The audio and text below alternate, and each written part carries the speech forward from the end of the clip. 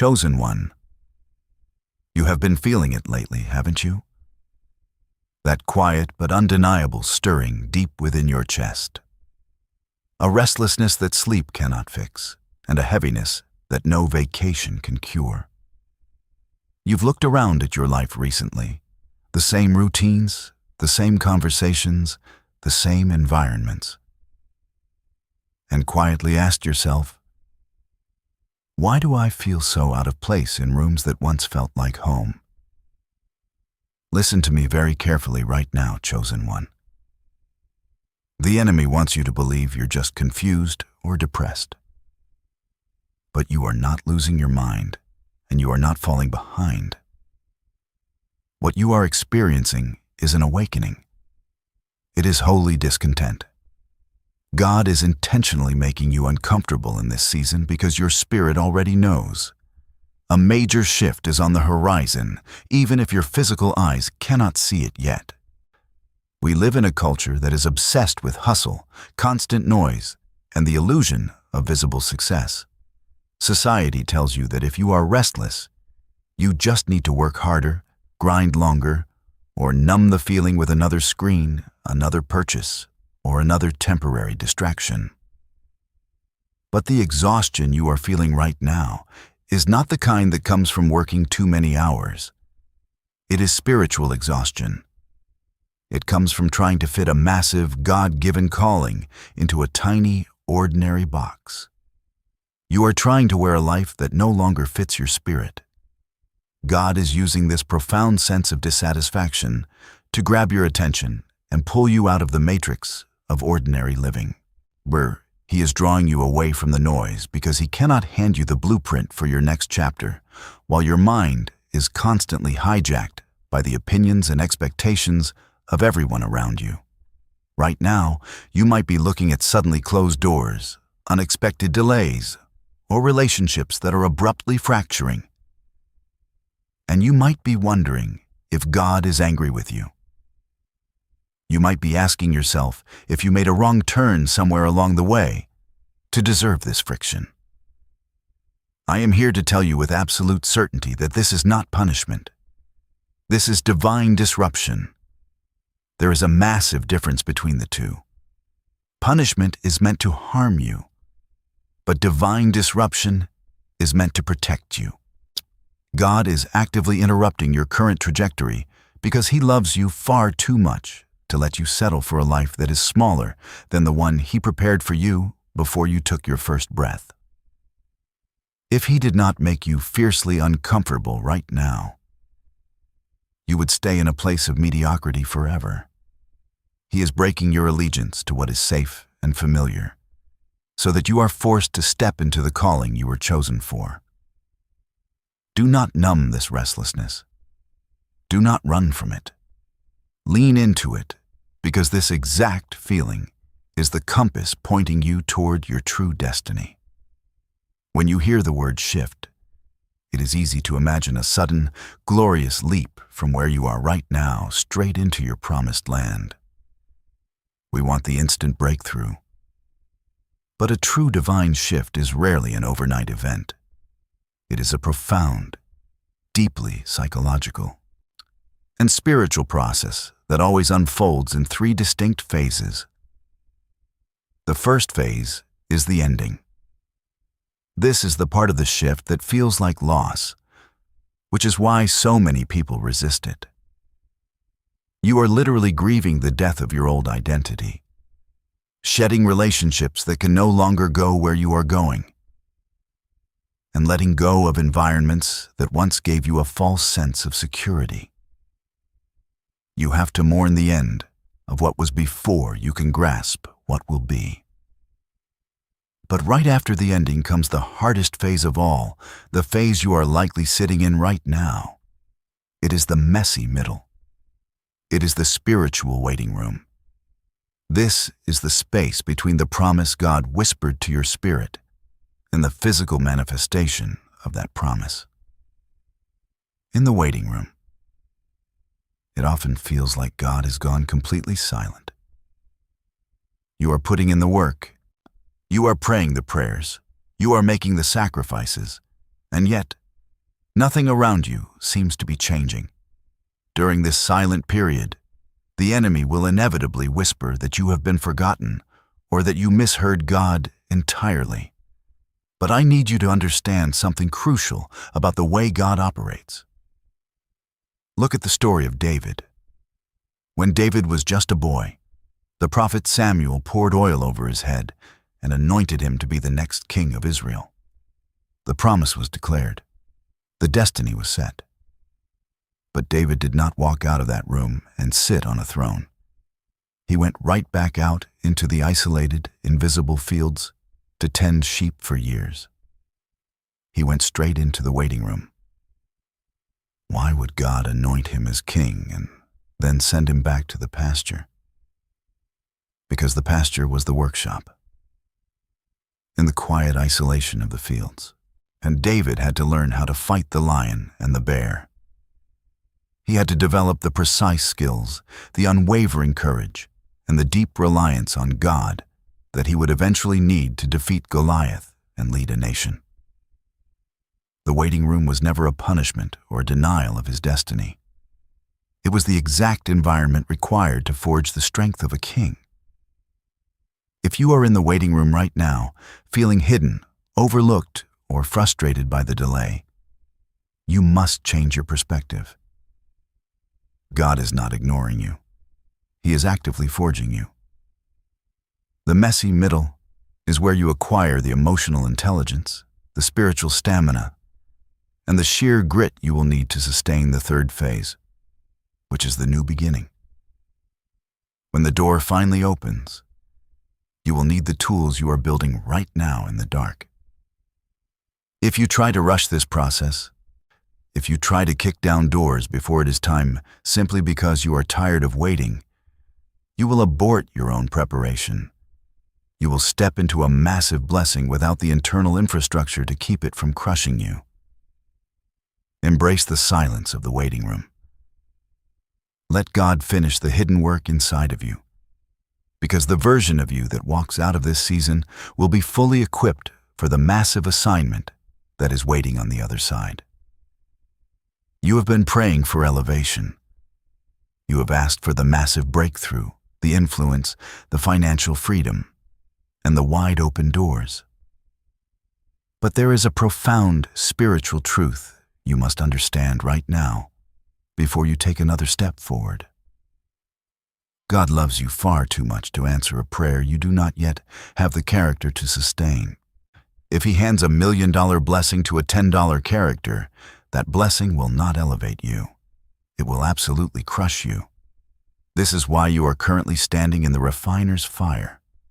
The intense heat you are feeling in your life, the relentless testing of your patience, your faith, and your relationships, is not the enemy trying to destroy you. It is the hand of God purifying you. He is intentionally burning away the impurities, the immaturity, and the ego that would ultimately sabotage your destiny if left completely unchecked. You are asking for the heavy weight of glory. But God is currently building the internal infrastructure and the foundational strength you will need to carry that weight without collapsing under the immense pressure. Right now, in the unseen and often lonely moments of your life, God is forging specific, unbreakable traits within your spirit. The first and most vital trait is integrity. Our modern world idolizes the illusion of success. Society applauds what can be filtered, posted, and publicly praised. But God is never interested in your public image. He is entirely focused on your private obedience. He is watching to see what you do when the stage is empty, when absolutely no one is clapping for you, and when doing the right thing actually costs you something. He is teaching you to remain fiercely faithful with the seemingly insignificant tasks, because if you cannot be trusted to steward the small, hidden things, you will inevitably mismanage the massive, public assignments He has prepared for you. Integrity is the anchor that will keep you grounded when the winds of sudden success try to sweep you away. Alongside that integrity, God is forging a deep, unshakable humility inside of you. He is systematically stripping away your pride, your perfectionism, and your reliance on your own hustle.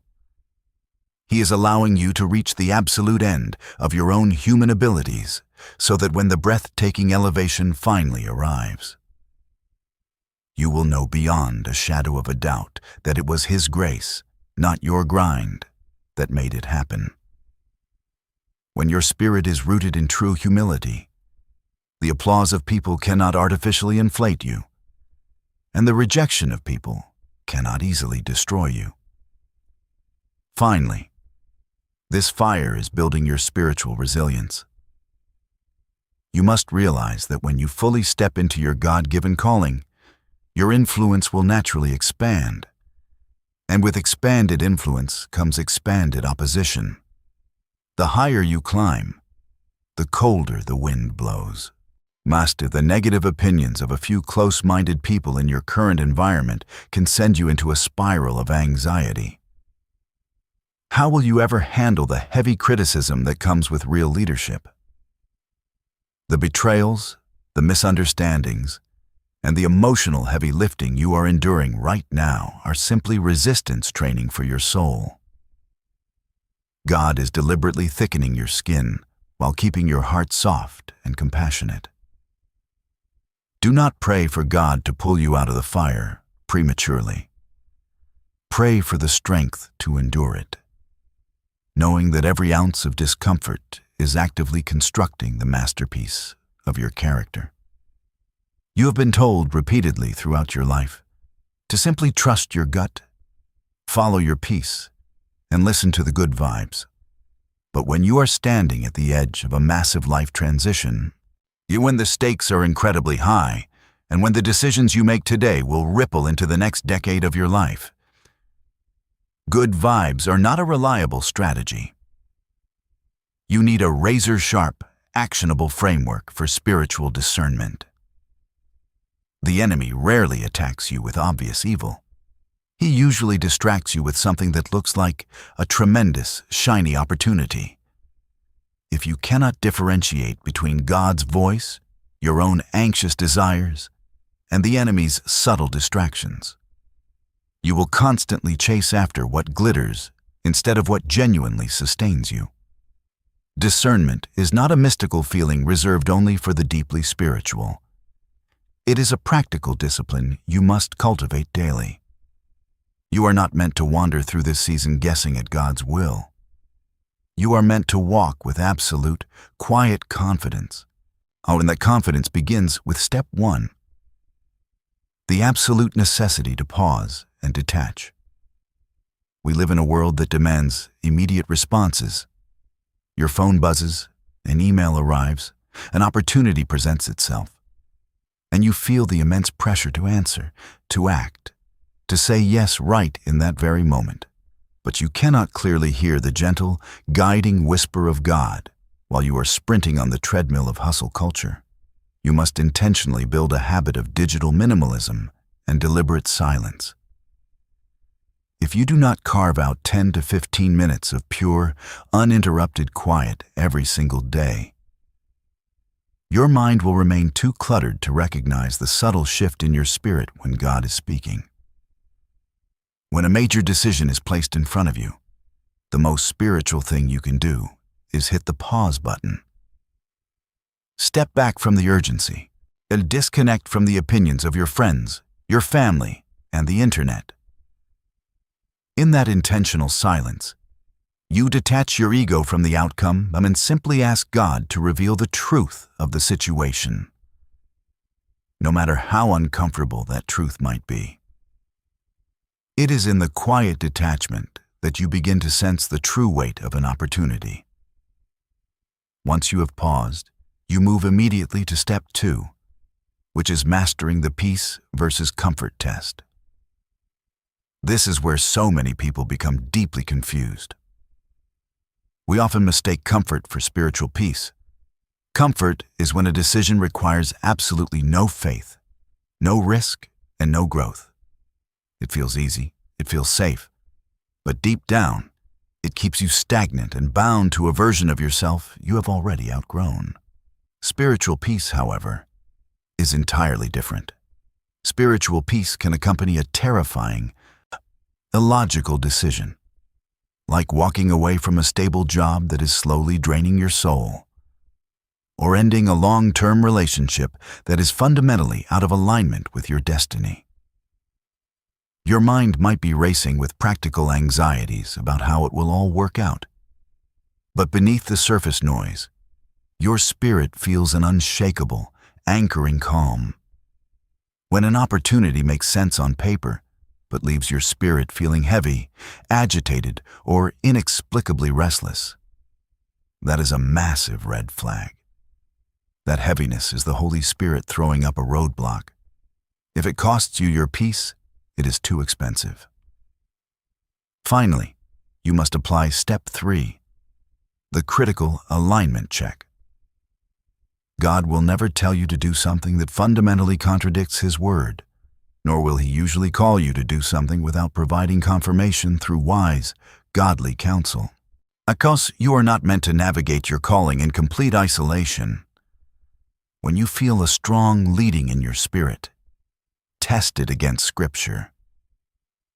Does this path require you to compromise your integrity? Does it force you to abandon your core values? Furthermore, take it to the 2 or 3 deeply trusted mentors in your life. People who love you enough to tell you the hard truth rather than what you simply want to hear. If an opportunity passes the test of silence, carries the weight of spiritual peace over mere comfort, and aligns with both wisdom and truth, you can step forward boldly, knowing you are moving in complete synchronization with your God-given destiny. You have likely noticed a profound and often painful shift happening in your relationships lately.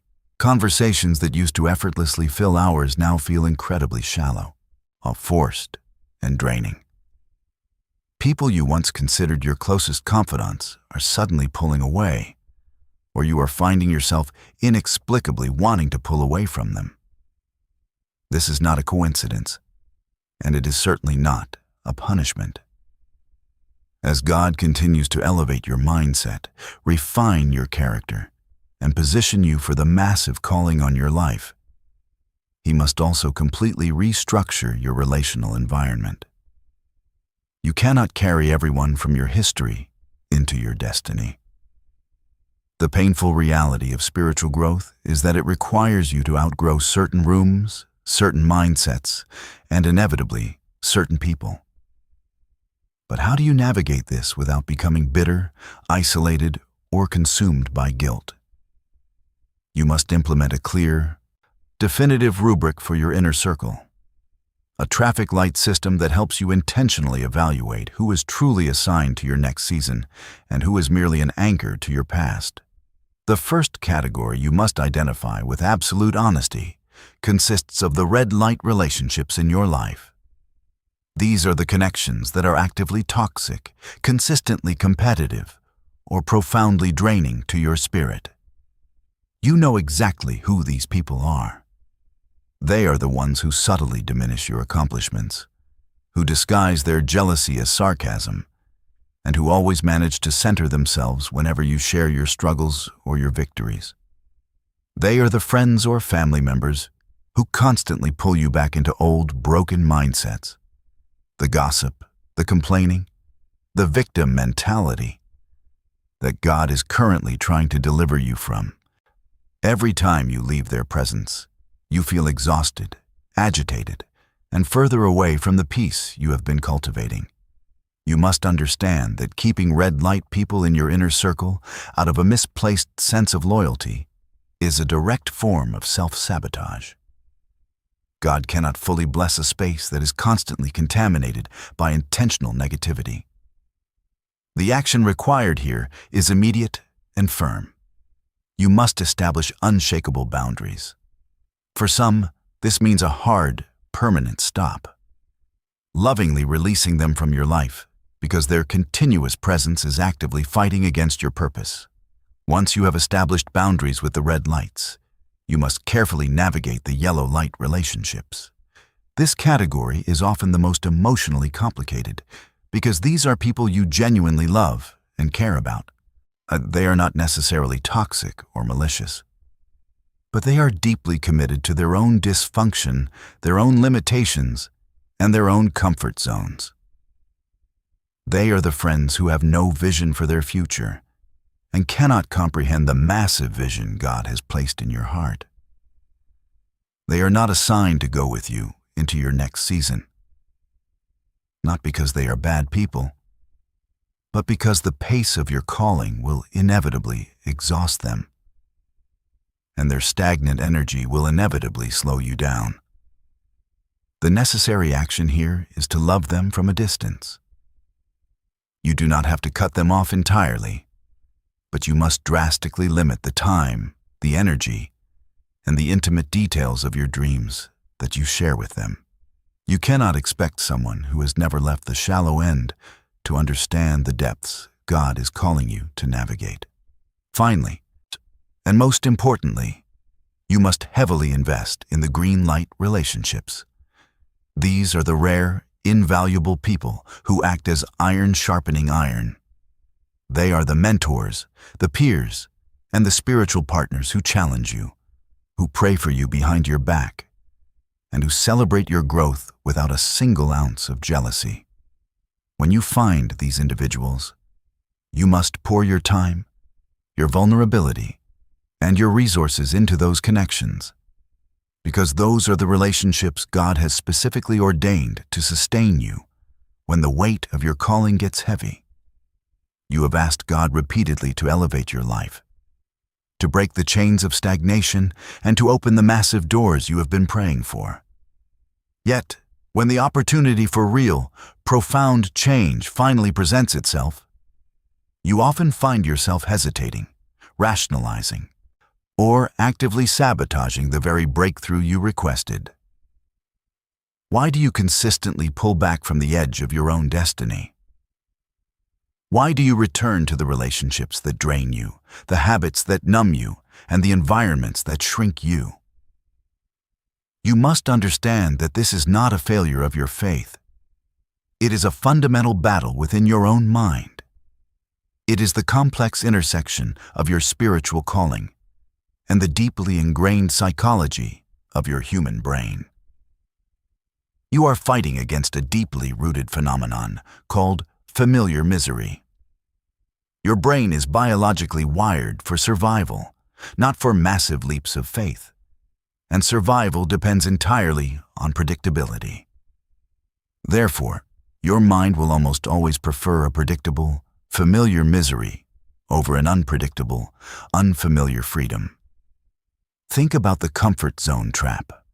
Your brain knows exactly how to navigate the pain of a toxic relationship, the stress of a dead-end job, or the low-grade anxiety of a stagnant life. You have survived it before, so your subconscious mind categorizes that pain as safe. But the moment you attempt to step into a completely unknown season, a season of true influence, profound healing, or massive responsibility, your brain floods your system with fear, doubt, and resistance, because it cannot predict the outcome of this new territory. It is terrifying to step into a space where you do not know the rules, where you might fail publicly, or where you might actually succeed and suddenly be required to sustain that success. This is why you constantly battle the urge to quit just before the miracle happens. You are not fighting demons, that you are often fighting your own biological desire to retreat to what feels normal. The enemy does not even have to actively attack you if he can simply convince you to remain comfortably paralyzed in a miserable situation simply because it is what you know. To break this paralyzing cycle, you must actively rewire your brain through the daily, disciplined stewardship of your attention.